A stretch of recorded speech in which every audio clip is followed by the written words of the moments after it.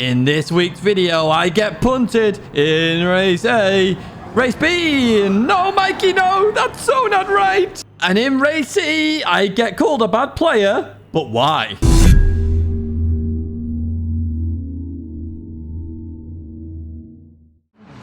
Hello everyone, and welcome back to the Gran Turismo weekly race guide here in 2022. This week, well, it all gets a little bit interesting, let's put it that way. And we're starting off with minis at Goodwood. Yes, Mini Madness is back. Look at that in the background. Well, what are we actually doing here at Goodwood? Let's find out then. We're racing full laps here at Goodwood. It's a rolling start. Yes, your eyes are not deceiving you. It's any tyre you like. Tires on fuel and tyre wear, and we're in the Mini Cooper S65, but it has to be under 350 pp. Now, critically with this, because it's under 350 pp, you're going to get people on super grippy tyres and very slow, and people who are super duper fast, but on very low grip tyres, which causes a lot of problems, believe me. Without further ado, actually, before we do that, timestamps. You may want to skip this because it's tuning. They're in the background. But now, without further ado, let's jump to the race then. Let's have a look exactly what happens, as well as the lap guide and the Legend Inferno Foxy setup that we use.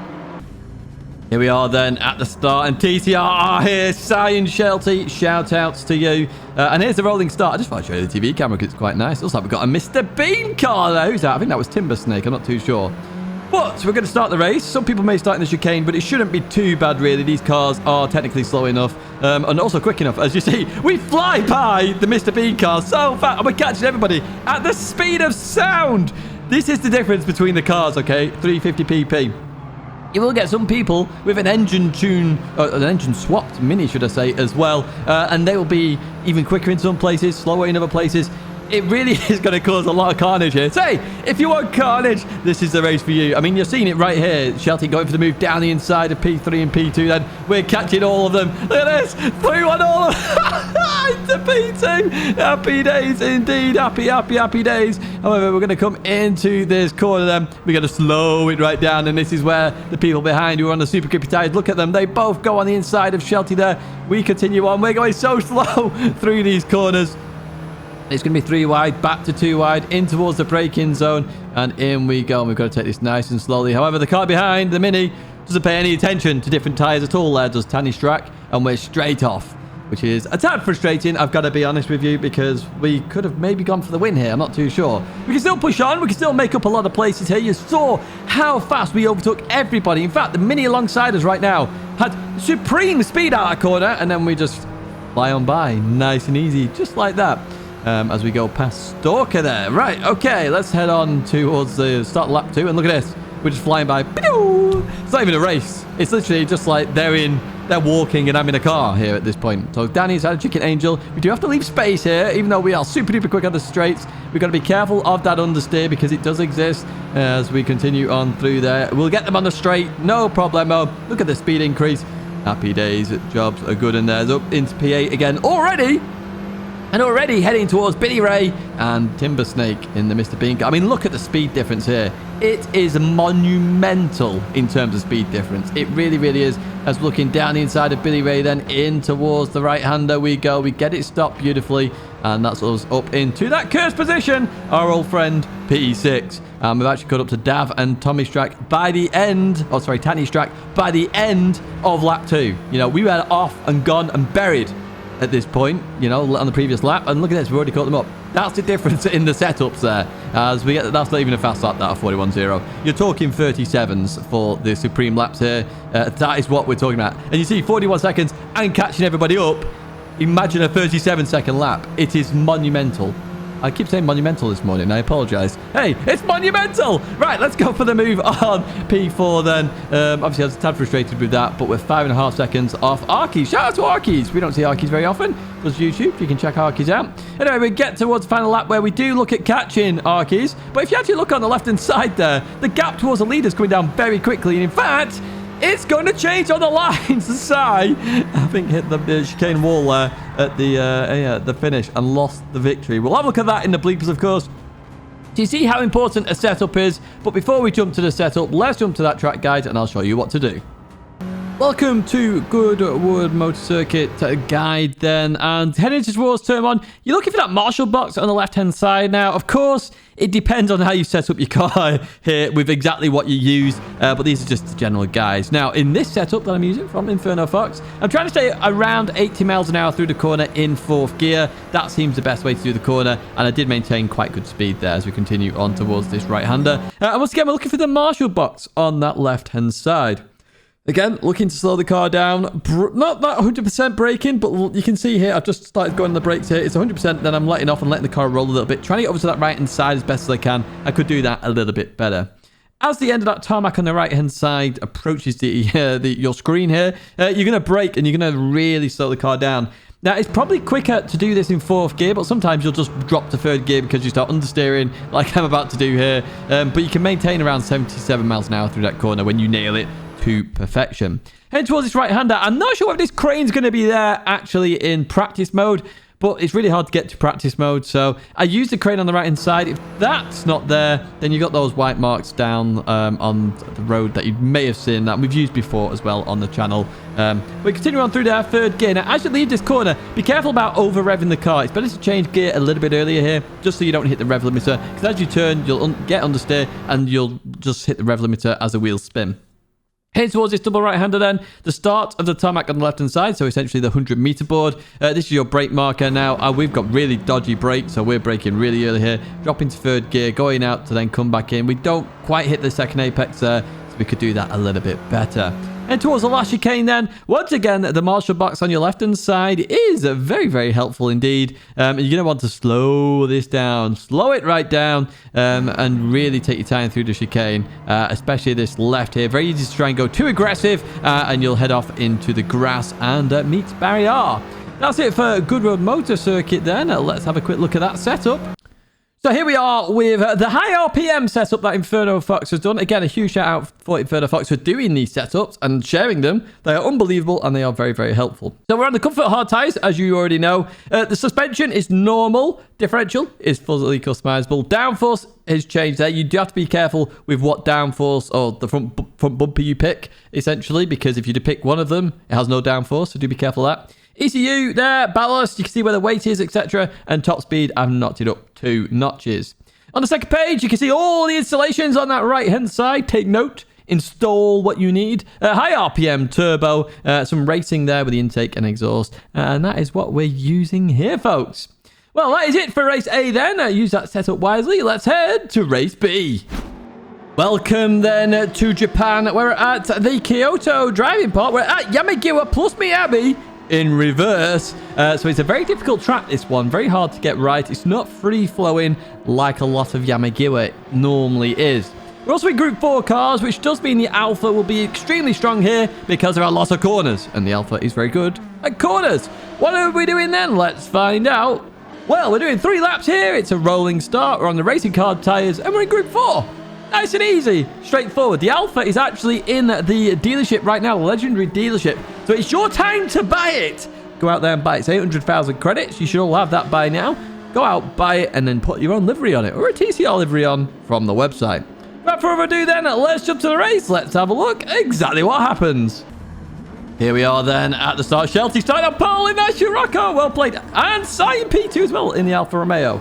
I'm in the Alpha because, as I say, I believe this is going to be the strongest car at this circuit just because there's a lot of corners. We're going to head towards turn 1 then. We're catching short arms very quickly there. And Stesso in the Audi TT. Shout out to you for using that. You break a bit early, so I go down the inside here. We get it stopped and done and dusted. Although it gets absolutely bullied by No Mikey No in the background. Left no space there for the Audi TT. Short arms goes defensive for turn 2 and, well, it does it very nicely indeed. However, goes a bit too deep here and we get the place. Happy day. Oh, who's that? Who is that? Oh, something wrong. What a name. Something wrong. Get it all wrong. Got him. No, Mikey, no. What are you doing? That's so not right, Mikey. You can't just dive down the inside like that and just force your way through like that. Well, in this race, I did have a sneaky suspicion he's about to make the mistake that everybody makes here when you go way too aggressive. And exit stage right, as Eleanor has also done that as well, the French driver up ahead. We will get onto Eleanor a little bit more because B was my last race. We did have a bit of a run-in with Eleanor in race C, which you will see in due course.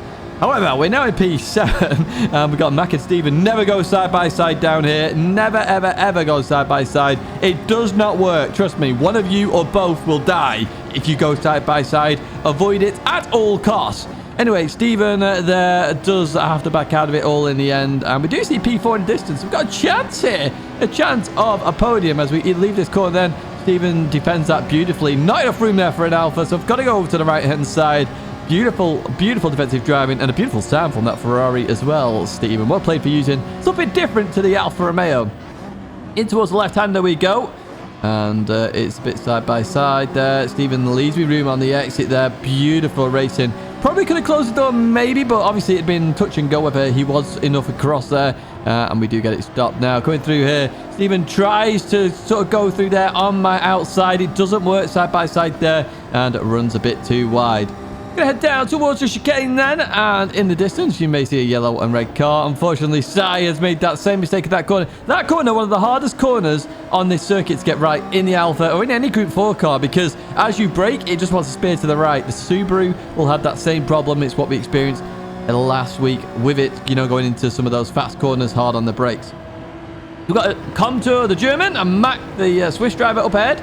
They're fighting each other. Comtour likes to do that, I noticed in this race. Accelerate out and push the car off the circuit, which is not actually a proper driving. It's bad driving, that, I will say. You could argue it's dirty driving. However, we make a mistake there. Try to go around the outside on that corner. It doesn't really work the outside there. And we continue on with the fight a bit further on when I catch up to Mac again.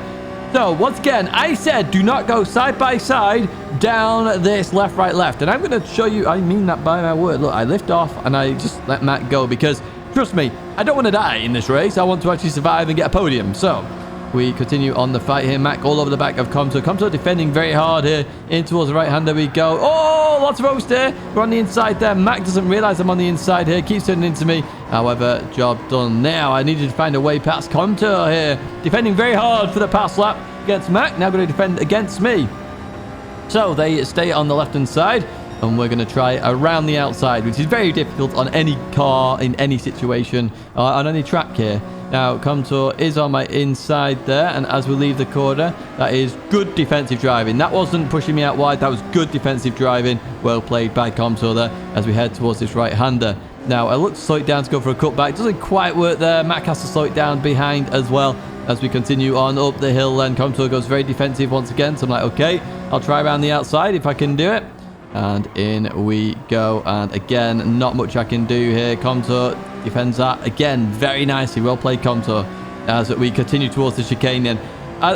Not the chicane, sorry. Just this double left. It is so deadly, this corner. So deadly. So you'll notice, I didn't expect Comtour to brake so early. It caught me off guard. So I managed to catch the car just. But if somebody brakes early like that, you're going to either hit them or you go. Yeah, it's just, it's a big issue, to be honest with you. Big issue. Now, I didn't expect Eleanor to leave me any space there at all. So, you know, I mean, fair dues in the grand scheme of it. But you'll see why later on. Going to head towards this right-hander then. And we're on the inside here. And we get the job done. Now, we're going to get hit from behind. However, we just stay off the throttle a bit longer there to survive that. But yeah, that double left-hander, so hard to get right. So hard. So if someone brakes like that, the weight transfer is going to be all over the place. And weight transfer is a big problem in this game. We know it's a big problem. And it's something that needs resolving, if I do say so myself. Anyway, we're going to head in towards this right-hander. Behind, there's all sorts of carnage going on. As Eleanor, I think, got hit from the rear there.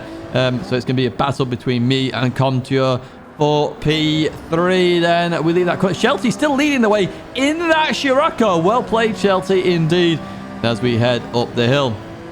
Right, so what can we do versus Comtour then? So what my plan here was lure them into a false sense of defense, which I do, and I'm going to try around the outside. It's a fast corner. I'm the lead car at this point. And then they hit me here, and then you're going to see them just accelerate and keep pushing. Now, that is not good at all in terms of driving. You need to stop leaning on somebody there. That is not good driving at all, Comtour. You did some good defensive driving earlier on, but that one was bad. Now, I wasn't expecting the braking here. You do have to lift in that corner, but braking is very sketchy. You will get rear-ended by some people if you do brake there. That's not a threat. That's just what will happen because you're not expected to brake there. So as I come through here, I was like, it's going to do the same thing again. So I'm going to go for the cutback this time, and I nail it beautifully. I nail it beautifully. Look at that for a cutback. That is how you do that, folks. I was expecting them to run me out wide, so I knew they'd go aggressive initially, and I knew there'd be a space that opens up. And it did. Well played to Shelty in P1. Getting the win there for TCR once again. That's TCR wins in both races. But yeah, we get a podium again. So TCR on twice on the podium. Let's jump to that track guide. Let me tell you how it's done. Here we are then with the Yamagiwa plus Miyabi, a track guide in reverse, of course. So heading in towards turn 1, you've got that barrier opening there on that left-hand side. It's the perfect brake marker in all cars. Now, obviously, in the Alfa Romeo, I'm braking a little bit later than usual here. You want a later apex. Now, staying in third gear is the best. If you go into second gear, it'll just get a bit weird, the rear of the car. So don't go into second gear. Stay in third gear. Right, we're going to head towards this very difficult corner now. 50-meter board, or use the white line, of course, which is underneath the 50-meter board. You're going to drop a gear in the Alfa Romeo. Now, you don't want to cut this too much. If you cut it too much, you're going to bounce all the way off to the left-hand side. Now, you want to just hit the curb like so and continue on through the corner. It's better to actually slow down a bit more and just accelerate through than to try and absolutely yeet it there. Heading towards the hairpin then, you're going to brake just after the curb starts here, or maybe in a different car, it's just as the curb starts. I'm braking just after, and you're going to drop down to a very low gear here, so it's second gear for the Alfa Romeo, and I actually missed the apex there, so that could have been done a little bit better. You don't have to hit the apex on that corner, because it's all about just getting out the corner as quick as possible.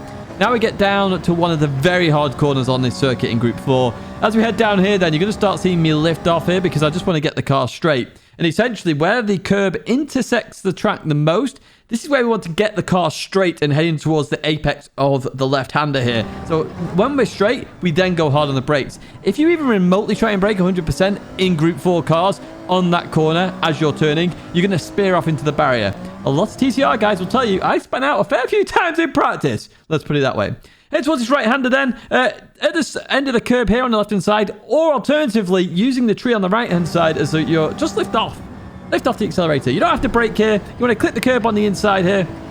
Curb actually grabs me in this situation, but don't go below 98 miles an hour and accelerate through the corner in the Alfa Romeo. And yeah, we're good to go. Quick through this left-hander then, get over on the left-hand side, lift off a little bit for the right. I drop down again in the Alfa Romeo, which helps massively with turning for some reason. And as we head towards another hairpin, it's the start of the curb on that left-hand side. Use that as your brake marker, okay? So you're going to hit the brakes, go very, very carefully. You may have to overlay here in terms of the rear sticking out. So obviously overlaying is where you're braking and just tapping the accelerator a little bit there. It just stops oversteer, causes understeer, which is what you want in the braking zone. Heading in towards this left-hander then, another hairpin. You're braking before the end of the curb on the left-hand side. Now you want to take this nice and slow. Don't be too eager to get on the throttle. Just wait, balance the car, and then accelerate out as you've just seen there. Right, let's speed up a little bit here to this right-hander. Now, before the end of the curb on that left-hand side, you're going to accelerate into the corner and start to lift. And you're just going to lift. Don't brake. Just lift. Let the car flow into the corner. It may feel like you're going too quick here. And notice here, it gets a bit panicky. But when I see that lamppost on the right-hand side, or the tree, because it's surrounded by a tree, I then know I can accelerate. And because the car's already lost most of its speed there, I can then accelerate through the corner. Now, you might want to try braking, and you may be able to accelerate more into the corner, brake, and then accelerate out. But I like the lift style because it's nice and easy. Lift off, let the car do its thing. It doesn't unbalance the car. Heading down this hill then, you're going to have to be very careful. Lift off on that right, because notice there, I just went a bit too aggressive on the right, which cost me on the left. And then you've got to be careful on the exit there. You will need to lift. You can't do it flat, okay? So don't try and do it flat. And into this last corner, that 50-meter board on the left-hand side. Just after that leaves your screen is your brake marker. As you come into here, you're going to go out wide and then start to come in here like so. And when you see those trees in front of you there, you can accelerate and you will make it safe and sound. Be careful about touching that grass, otherwise you get speared off to meet barrier. Anyway, that is a lap guide here at Yamagiwa plus Miyabi. Let's head to race C then. Welcome then to Lazarus for the final race of the day, race C, where as you can see, we are in Group 1 machinery. Now this race could have been excellent, apart from one little factor, or big factor should I say. What is that? Let's find out. Well, first of all, we're racing 5 laps here at Lazarus, so it's decent length. It's a rolling start, which you do have to be careful on, of course. Racing medium tires, which is good. Thank you, PD. Times 7 fuel is the problem. Times 4 tire wear. And of course, we are in Group 1. Now, times 7 fuel means don't pit and absolutely save as much fuel as you humanly can, because pitting at Lazarus takes a decade, an absolute decade. Do not do it. Do not pit at Lazarus. So, the Porsche 919 is easily the best car for this, so that is the car I've picked. Let's jump to the race then. Let's have a look exactly what happens, as well as a bit of strategy and a lap guide as well. Here we are then at the start. As you can see, everybody, apart from one person, picking the 919. Now, in qualifying, to be fair, in the practice, the 787B will be quicker. However, for the race, it's the 919. Like, no exceptions to it. Be careful about the start, of course. Rolling start. Somebody already gave up there in Carlo. But yeah, do be careful at that rolling start because you can go a little bit spinneroony because the tyres are absolutely freezing as we head in towards turn 1. Everyone very close, which is always nice. To the right hand, there we go. Speaking of spinneroony, I end up in Narnia there. Happy days, or not happy days, should we say. So we come back on the circuit here, and now we're going to be behind that 787B. So you can see how slow it is through the corners. But watch this. It's like the mini race all over again. Absolute speed difference is unbelievable as the 787B goes flying by there. Right, let's advance much further on then to when it gets interesting, essentially. So going through here, there's been a big off there. We'll see if we can catch that on the old bloopers at the end as we head in towards this right-hander. Once again, the 787B right there. Initially, obviously, the hybrid's going to kick in here. And we're going to get very close to the 787B as Mr. Slowly takes the penalty there in reference to James May, of course.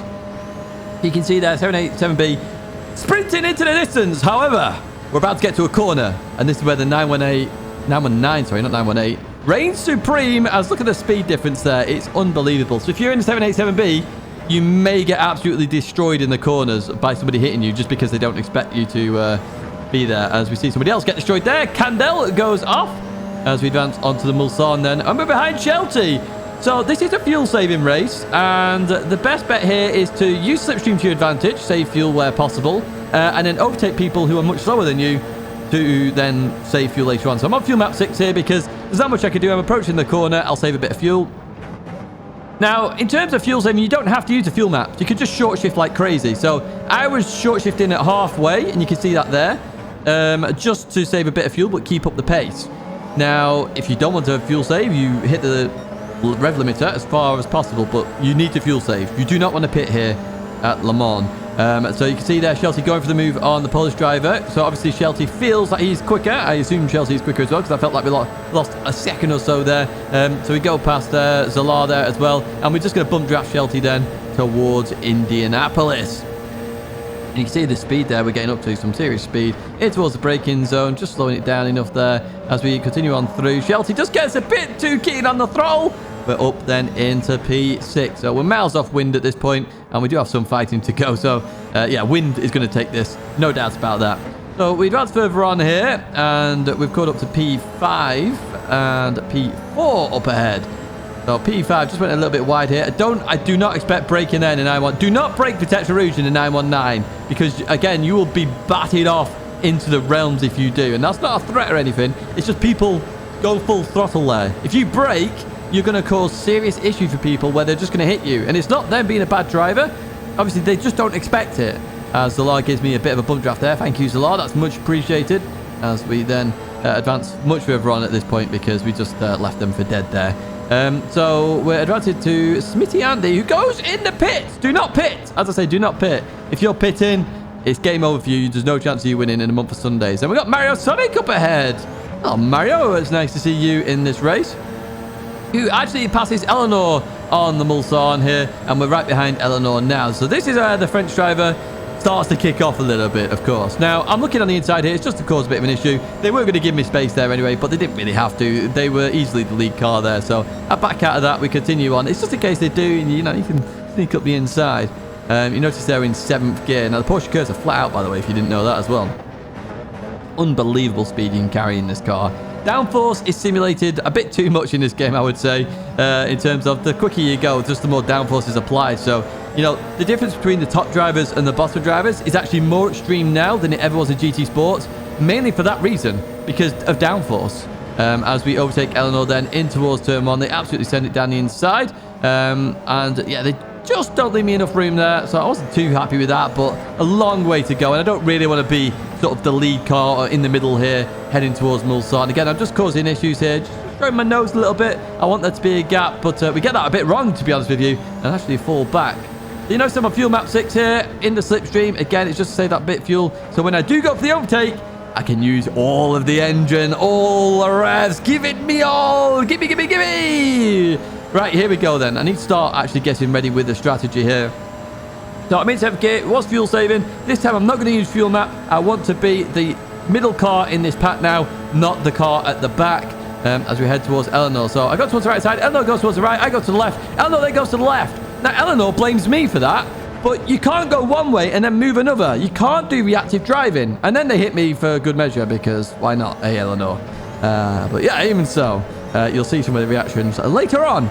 So we continue on out of there. We are now in P3. We're right where we want to be. So I accelerate a bit closer towards Mario Sonic because that's where I want to be. I want to overtake Mario on the next straight, not this one. So the whole idea here is to try and push away from Eleanor as best as I can.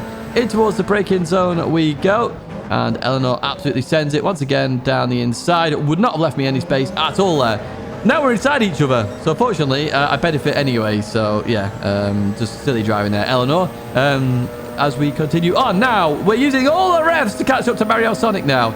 Using all that fuel that we saved here. And look at that, going down the inside of Mario Sonic. And we're looking to get this done before Indianapolis. We have done. We've used a lot of the revs there, a lot of fuel as well. So we have to be careful as we head towards the line. As we hit Indianapolis in that P2 position. Wind is gone. I mean, that 319 is an insane lap. I don't know if that's fuel saving as well or not on that lap by wind, but unbelievable speed there. So we leave that corner and we're still in P2. However, Wind's got a... not Wind, Mario Sonic, apologies, has had a really good run out that corner. So I think, okay, I'll go defensive. I'll go towards that right-hand side. However, I don't cover that right-hand side well enough. So Mario goes down the inside. So I'm thinking, okay, we can't do too wide here. It does work. And I do leave enough room. Mario backs out of that.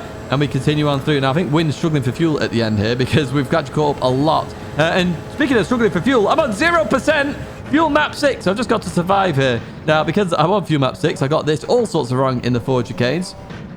As we come through here, we actually get to the end then in P2. Happy days indeed. Congrats to Wind. Nice to race you again. Oh, not so much, I suppose, because you were miles ahead. And well played to Mario. And Shelty there coming in P5. So podiums for TCR throughout. Right, let's jump to the chat then. And this is what Eleanor had to say.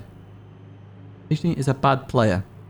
Thank you, Eleanor. But you were the one moving. You can't move twice when you're defensive driving. And then obviously Mario Sonic says lies. I apparently pushed him when he pushed me. So yeah, even so. And then we get this World Cup shot, which is going to be hilarious, to be honest, because I don't really care, to be honest with you. Yeah, anyway, so that is that World Cup shot right there. But that is it in terms of Daily Race C. Let's jump to that track guide then. Let me show you how it's done in the 919, the 787B. Maybe a little bit different. Here we are at Le Mans, and we're going to head towards turn 1, La Sarthe, should I say. But it is Le Mans as well. And as you head towards turn 1, obviously you get over towards the right-hand side, and you have the total signs right there. Now, if they disappear at any point, you can obviously use lamppost as well. But you're going to brake just before they hit the edge of your screen. Third gear for the left and the right. And then if you need to, short shift to fourth. It will keep the car stable. As you saw there, a little bit of oversteer. So through the right-hander we go. And on the right-hand side, you have that lamppost. Now, as that hits the edge of your screen, it's in my peripheral vision, so it's great. I normally brake and drop a gear for this corner. Now, downforce plays a big part of the LMP cars here. So literally accelerate as quick as you can. Tetra Rouge is flat out in this. Just literally turn in. Happy days. Job's good. And then we fast forward all the way to the first chicane then. Where we are looking for a very late brake marker. The 100-meter brake marker. Yes, that's right. We're braking that late. So as that leaves the edge of your screen, you're going to drop down all the way to fourth gear or third gear, whichever you prefer. I do fourth gear this time and realize I've just gone in a bit too hasty there, and I could have done with third gear at the first part, but it is doable in fourth gear. Trust me. Have faith in what I'm saying here. Head towards the next one. You've got a choice here. You can use the 100-meter board and just brake just after it. Or the last tree on the right-hand side, there's a gap after that. You can use that as a brake marker. It's a very late brake marker, but it can work. As you see there, I use that. Hook it in here. Through I go. And again, fourth or third gear, you can play about with it. If you find fourth gear is just causing you a bit too much understeer, drop to third gear. It doesn't matter too much. You know, you can play with the gears here. Heading towards Mulsanne corner then. As the curb goes away from you here, or intersects the track the most, that is when you're going to brake. You're going to drop down to second gear here. You're going to see that as well there.